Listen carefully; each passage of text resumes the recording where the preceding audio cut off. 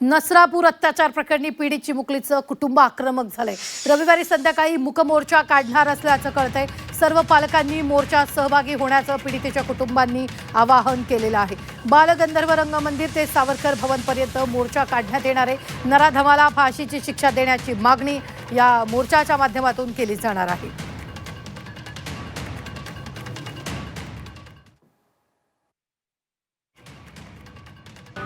आज आमच्या घरात संपूर्ण शांतता आहे। तो शांतता नसून आमच्यासाठी दररोजचा एक मृत्यूच आहे। त्यासाठी मी सगळ्या आईवडिलांना एक नम्र विनंती करतो की 10 मे रोजी संध्याकाळी 5 वाजता बालगंधर्व चौक ते स्वातंत्र्यवीर स्मारक पुतळा इथे एक मूकमोर्चा, शांतता मोर्चा याचं नियोजन आपल्या विविध संघटनांनी केलेलं आहे।